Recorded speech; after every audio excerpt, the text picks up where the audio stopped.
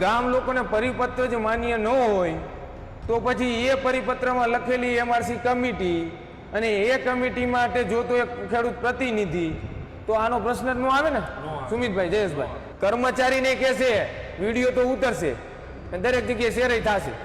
એક કલેક્ટર સાહેબ બેસે, એક ખેડૂત બેસે અને કંપનીનો માણસ બેસે, 3 જણા બે, એ ત્રણેય IBBI વેબસાઇટમાં જઈને જમીનની જે કિંમત નક્કી કરતો ને વેલ્યુઅર હાયર કરવાનો, કલેક્ટર સાહેબ એમાંથી હાયર કરે. સાહેબોને જવાબ દેતા હોય કાયદાકીય રીતે તો ગામના વડીલો બરોબર આવા લોકોનો ઉત્સાહ વધારવા માટે બરોબર એનું સ્વાગત કરવું જોઈએ. વળતર તો આખી વાત રહી, આ જીવનું જોખમ કોણ લે? પૈસા તો આ એને કાંઈ નથી બરોબર. એવી રીતે તમામ ગામના લોકો જાગૃત થઈ જાવ. પહેલા તો ગમે એ કર્મચારી આ વિડીયો ઉતારો ભાઈ, કેમ કે કાયદાકીય રીતે તમે આ પ્રશાસન અધિકારી સામે લડશો ને તો જ તમે એને ટક્કર દઈ શકશો. ખાલી ખેડૂતોને ઓળા તરીકે રાખવાનું, આપણે ખેતરમાં કેમ ઓળું કરી એની જેમ.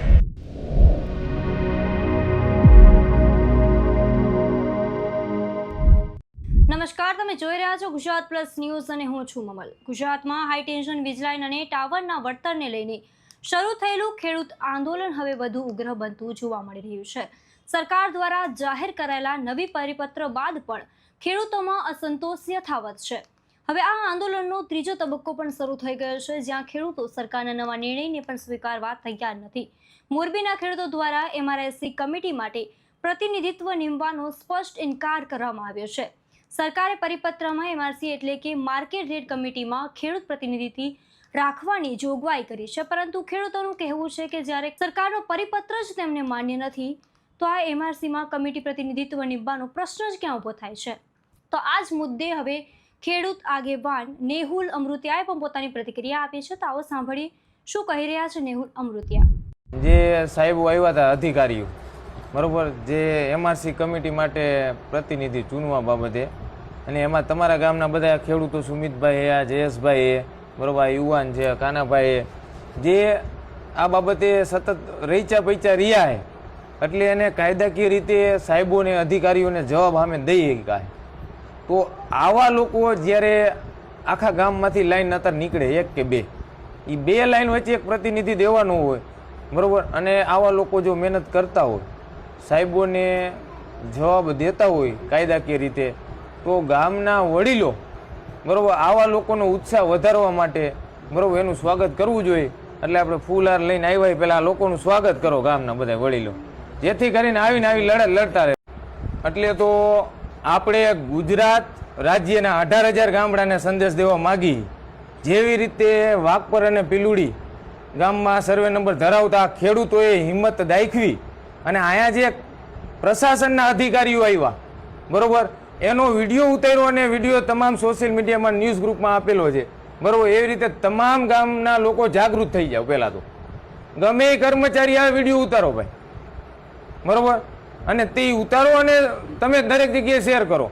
અને બીજો સંદેશ એ દેવાનો છે, જેવી રીતે આ ગામના વડીલોએ બરોબર, આ ગામના જે જયેશભાઈ, કાનાભાઈ, સુમિતભાઈ આવા યુવાનો છે જે આમાં કાયદાકીય રીતે અધિકારી સાથે વાત કરી શકે, તો એવા લોકોને આગળ કરો, એવા લોકોનો તમે ઉત્સાહ વધારો, જેથી કરીને ગામ વતી લડી શકે.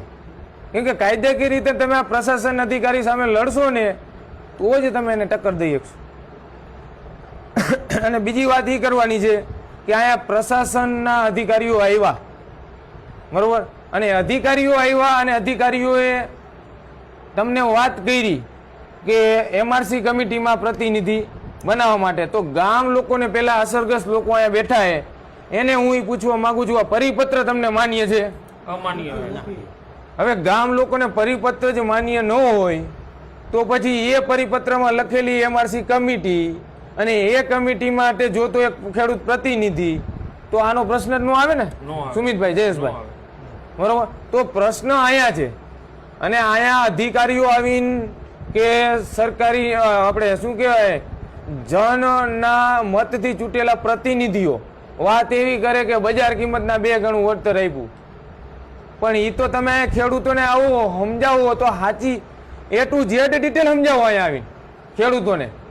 તમે ખેડૂતોને એમ કહો કે બજાર કિંમતનું 2 ગણું વળતર આપ્યું શેનું, તો કે આટલી જગ્યા રોક તો થાંભલો, 500 ચોરસ મીટર જગ્યા રોકે થાંભલો, એની તમે 2 ગણી વાત કરો. બરોબર. આપણે આ જયેશભાઈ નું ખેતર એ થાંભલો તેને 493 ચોરસ મીટરનો હોય. હા બરોબર. તો 493 ચોરસ મીટર જેટલી જગ્યા રોકે ને એના જ બજાર કિંમતના 2 ગણાની વાત કરે. બાકી એનામાં 8000 કરતા પણ વધુ ચોરસ મીટર તાર જગ્યા રોકે. એની તો વાત જે બજાર કિંમત છે ને એનો ત્રીજો ભાગ નથી દેવાના સરકાર. 33.33% એટલે ત્રીજો ભાગ થાય એટલું નથી દેવું સરકારને, 30% દેવું.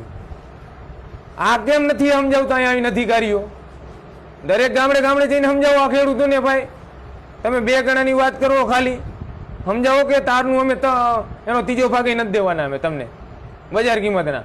અને બીજી વાત એ રહી કે આ તાર થાંભલા આવે આ 25 વર્ષ રહે કે આખી જિંદગી રહે, આનું જોખમ આપણે લેવાનું, આપણા પરિવારને લેવાનું, આપણા મજૂરને લેવાનું, આપણા પછી જે પશુપાલન હોય તો પશુને લેવાનું.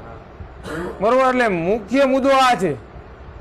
વળતર તો આખી વાત રહી, આ જીવનું જોખમ કોણ લે? પૈસા તો આ છે ને કાંઈ નથી.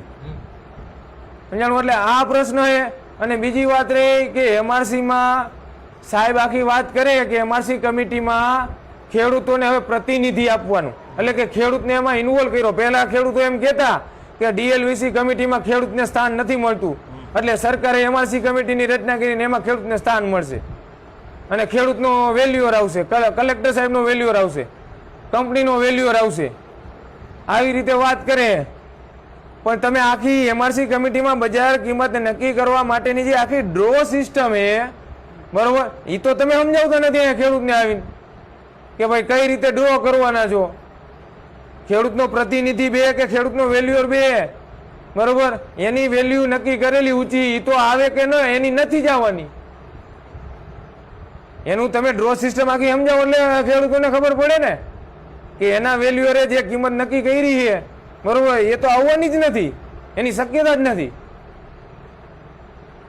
એની આખી એમઆરસી કમિટી બનાવે ને એની આખી રચના એવી છે, એક કલેક્ટર સાહેબ બેસે, એક ખેડૂત બેસે ને કંપનીનો માણસ બેસે, 3 જણા બે. એ ત્રણેય IBBI વેબસાઇટમાં જઈને જમીનની જે કિંમત નક્કી કરતો ને વેલ્યુઅર હાયર કરવાનો. કલેક્ટર સાહેબ એમાંથી હાયર કરે, કંપની વાળો એમાંથી લેશે અને ખેડૂત એમાંથી ગોતશે. ત્રણેય વેલ્યુઅર જાય ગામડે, બરોબર, તમારા ખેતર હોય એની બજાર કિંમત નક્કી કરે. બજાર કિંમત નક્કી કરે એટલે ફરફરિયું કવરમાં પેક કરીને ત્રણે કલેક્ટર સાહેબને દઈ દે. 3 ફરફરિયા, 3 ફરફરિયા દે ને એમાંથી કલેક્ટર સાહેબ ગમે 2 ફરફરિયા ઉપાડે. એક કાગળિયામાં વેલ્યુએશન નીકળું 100 રૂપિયા અને બીજામાં નીકળું 120 રૂપિયા. તો આ 2 માં નીચું ગયું 100 કે 120? 100 નીચું ગયું હોય ને તો નીચી કિંમતના 20% એટલે કેટલા થાય? 20 રૂપિયા થાય ને. તો 2 જે કાગળિયા ઉપાડ્યા 100 અને 120, 2 વચ્ચેમાં તફાવત જો 20 રૂપિયા અથવા 20 કરતા ઓછો હોય એટલે 20% કરતા ઓછો હોય તો શું કરવાની? એટલે 100 અને 120 માં 20 રૂપિયાનો ફેરફાર, એટલે એ બેની એવરેજ કાઢવાની, સરેરાશ કાઢવાની. એટલે 110 રૂપિયા થાય. 110 રૂપિયા તમારી બજાર કિંમત નક્કી. હવે ધારો કે જે 2 કાગળિયા સાહેબે ઉપાડ્યા એમાં એક કાગળિયું તો 100 નું નીકળ્યું પણ બીજું 120 નું ને 130 નું નીકળ્યું, તો બે વચ્ચે 30 રૂપિયાનો ફેરફાર. પણ 100 ના 20% એટલે 20 રૂપિયા. 20 કરતા નીચું હોય તો હાલે, પણ 20 કરતા વધુ તફાવત હોય તો ન હાલે. આમાં 30 રૂપિયાનો તફાવત એટલે શું કરશે સાહેબ? 100 અને 130 2 માં નીચું ગયું 100, તો 100 ના 10% નો વધારો એટલે 10 રૂપિયા વધારે. 110 રૂપિયા તમારી બજાર કિંમત નક્કી કરી નાખે. હવે 110 નક્કી કરે ને એટલે ખેડૂત કે આમને માન્ય નથી, એટલે શું કરશે? જે કલેક્ટર સાહેબ ઓલા 100 130 2 ઉપાડ્યા હતા ને એક ત્રીજું પડ્યું હતું, એ ત્રીજું સાહેબ ઉપાડશે. ત્રીજું ઉપાડશે ને ત્રીજું નીકળું 200 રૂપિયા, બરોબર. તો શું કરશે કલેક્ટર? 100 130 ને 200 આ 3 કવર માંથી સૌથી 2 નીચા કયા હે? 100 ને 130 2 કવર એને, એ 2 કવર ની સરેરાશ એવરેજ કાઢે એટલે 115 રૂપિયા તમારી બજાર કિંમત નક્કી કરે. હવે આપણા વેલ્યુઅરે 200 રૂપિયા નક્કી કરી હોય એ આમાં આવે? કોઈ દી નો આવે. આવી આ સિસ્ટમ આ કરી છે ખાલી ખેડૂતોને ઓળા તરીકે રાખવાનું. આપણે ખેતરમાં કેમ ઓળું કરી એની જેમ, એટલે ખેડૂતોને એમ થઈ જાય કે અમે આ કમિટીમાં હતા, પણ એક પ્રકારનું ઓળું કાંઈ હાલે નહીં. સમજાણું? આવી સિસ્ટમે આવું અધિકારીને આપણે એ કહી કે તમે ગામડે ગામડે જાઓ ને તો આ ખેડૂતોને સમજાવો.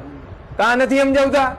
તમે હારી વાત કરો, 2 ગણા દેશું, ખેડૂતોને સ્થાન છે એમઆરસી કમિટીમાં. હવે હારા પોઈન્ટ સમજાવો.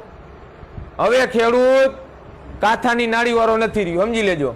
આ બધા જો છોકરા જોવો ને, આ બધા છોકરાઓ કર્મચારીને કહેશે, વિડીયો તો ઉતરશે અને દરેક જગ્યાએ શેર થશે. બરોબર, હવે ખેડૂતો જાગૃત ને હોશિયાર થઈ ગયા છે. અને હું તો દરેક ગુજરાતના ગામડાને કહું, દરેક ગુજરાતના ગામના જ્યાં જ્યાં થાંભલા આવે આવી એમઆરસી કમિટીને આવેલા વિડીયો ઉતારો જ. અને દરેક જગ્યાએ શેર કરો, જેથી કરીને ગુજરાતના તમામ ખેડૂતો જાગૃત થાય. નેહુલ અમૃતિયાની વાતથી તમે કેટલા સહેમત છો, શું વિચારો છો, કમેન્ટ કરીને જરૂરથી જણાવજો. અને સમાચારની વધુ માહિતી માટે ગુજરાત પ્રેસને સબસ્ક્રાઇબ કરવાનું ભૂલતા નહીં. નમસ્કાર.